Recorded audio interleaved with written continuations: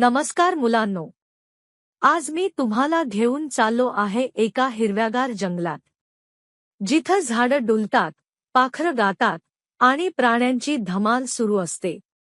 त्या जंगलात राहते एक गोजिरवाणी, चपळ आणि थोडीशी खोडकर खारुताई. हिचं नाव आहे चिंपू. चिंपूला दिवसभर खेळायला, धावायला आणि उड्या मारायला खूप आवडतं. पण कधी कधी तिच्या खोड्यांमुळे ती अडचणीत पण सापडते. आजच्या गोष्टीत आपण पाहणार आहोत चिंपूला मिळणारं एक जादूचं बीज आणि त्यातून तिला मिळणारी एक खूप मोठी शिकवण. तर चला, हसत-खेळत आणि शिकत गोष्ट ऐकायला सुरुवात करूया.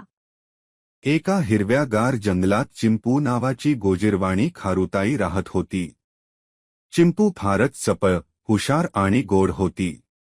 पण तिची एक सवय होती, तिला दिवसभर खेळायला, धावायला आणि मस्ती करायला आवडायचं.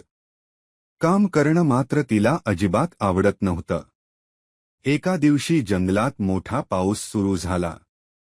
सगळीकडे पाणीच पाणी झालं. चिंपू घाबरली. तिला आठवलं, अरे रे, मी कधीच अन्न साठवलं नाही. आता पोट कसं भरू? तेवढ्यात तिच्या जवळ एक वृद्ध पोपट आला.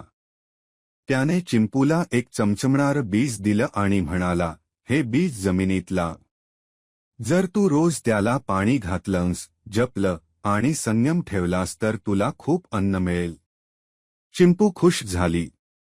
पण तिला संयम कुठे? 2 दिवसांनीच ती म्हणाली, इतका वेळ का वाट बघू? मी बीज खाऊन टाकते. ती ते बीज उचलणार इतक्यात तिच्या मैत्रिणी गुगू, घुबड ने तिला थांबवलं. गुगू म्हणाली, चिंपू, मोठ्या गोष्टींसाठी थोडं संयम ठेवावं लागतं. जर आत्ता तू बीज खाल्लंस तर तुला एकदाच पोटभर खायला मिळेल. पण जर तू ते लावलं तर तुला दररोज खायला मिळेल. चिंपूने विचार केला आणि बीज जमिनीत लावलं. रोज पाणी घालायला सुरुवात केली. कधी तिला वाटायचं, अरे काहीच उगवत नाही, कदाचित गुगू चुकीचं बोलली असेल. पण तिनं हार मानली नाही. काही दिवसांनी त्या बीजातून एक हिरवं रोपट बाहेर आलं. हळूहळू ते मोठं झालं आणि त्यावर खूप गोड फळं लागली. चिंपू खूप खुश झाली. तिला समजलं, संयम ठेवलं की मेहनतीचं फळ नक्कीच गोड मिळतं. तर मुलांनो, तुम्हाला चिंपूची गोष्ट कशी वाटली? एक छोटंसं बीज, थोडा संयम आणि खूप मेहनत, एवढ्या सगळ्यातून चिंपूला मिळाली खूप मोठी शिकवण. कष्ट आणि संयम ठेवलं तर फल नक्कीच गोड मिळतं.